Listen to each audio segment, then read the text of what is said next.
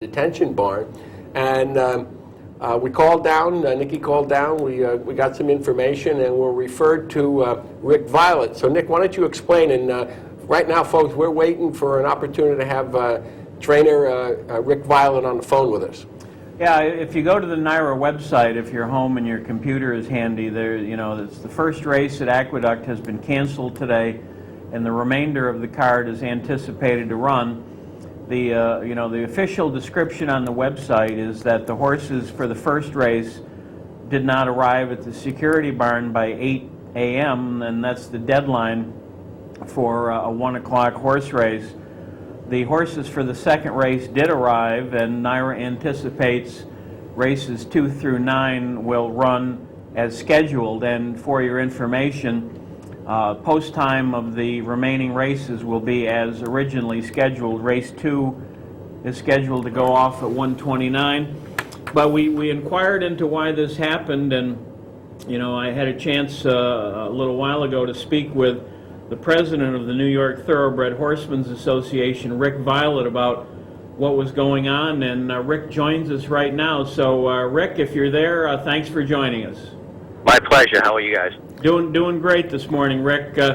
When we heard about the first race being canceled today, the first thing that came up was that perhaps this was some sort of a protest about the presence of the security barn. But then I've had a chance to talk to you since. So could you explain to our audience what's going on today at Belmont Park?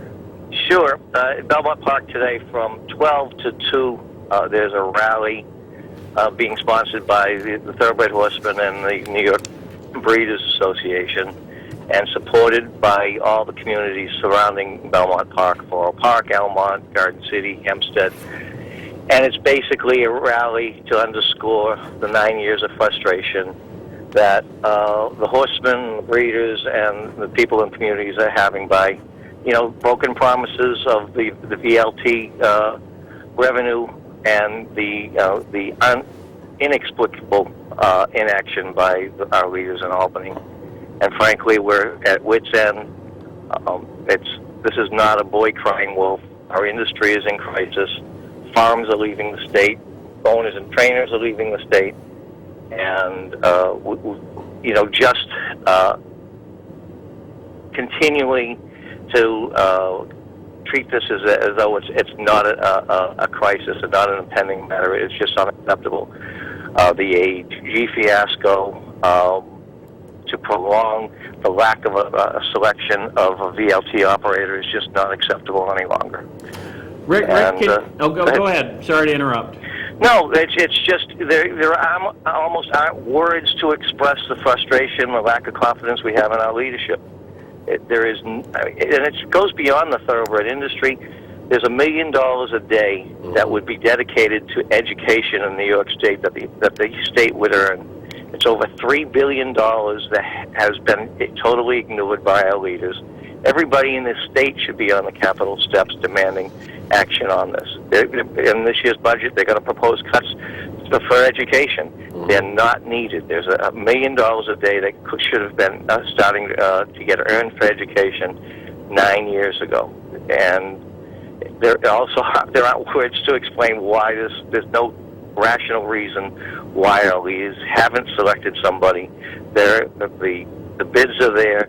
There are viable entities with the $300 million ready to deposit into the New York coffers, and waiting a month, 2 months, 3 months is not acceptable. They need to do something now.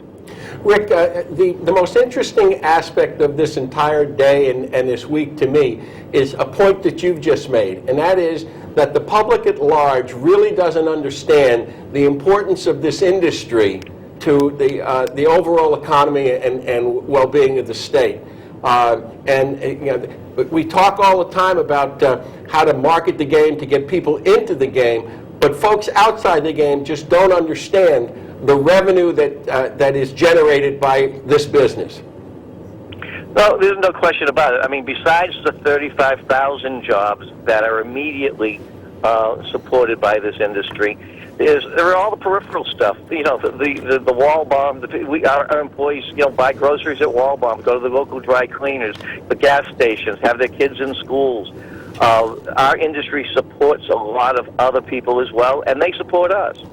And that's actually coming to light. There was a Senate hearing in Elmont a few months ago, and virtually all of the civic leaders, all of the Chamber of Commerce's, all of the civic groups came out in great testimony that not only do they appreciate Belmont Park and the businesses that have daily interaction with the people here, but they wanted the state to do something to keep Belmont as a good neighbor and as a viable industry in the state. Rick, the frustration in your voice is palpable. I mean, anyone can hear it. There have been some reports in the news in recent days that a couple of prominent legislators have asked the governor to go ahead and make a choice from the remaining bidders. Do you have any sense that might or might not happen? Well, that's basically what we've been pushing for. Anybody that can tell you they know what's going to happen in New York State is lying or is on acid. I don't know what, because it literally does change every day. Starting a new process is irresponsible, and starting that process under some scope or some vision of being more responsible is just foolhardy. We know the players that are out there. They need to verify they have the upfront money to be able to deposit immediately, have one of those entities put in an escrow. They need to verify, and I believe the lottery has already done the necessary background checks, and they know who they can name. The three gentlemen, the governor, Sheldon Silver, and John Sampson need to be locked in a room and come out with a player and stay there in that room until they do. There's just no reason. They could get it in this year's budget if they wanted to do it, and why they wouldn't want to do it is the major question. Two quick questions, Rick, and then we'll let you go. The first one is a bookkeeping question. Is there any issue with the remainder of today's races at Aqueduct being run 2 through 9? Do you expect them to go as scheduled? They will go as scheduled. There's no question about that. I apologize for the tardy press releases. Actually, I thought we had until scratch time to get this story out. But you'll receive a press release shortly, issuing our apologies to the fans and to the horse players if we've caused any inconvenience. We certainly appreciate their patronage and support. It has very little to do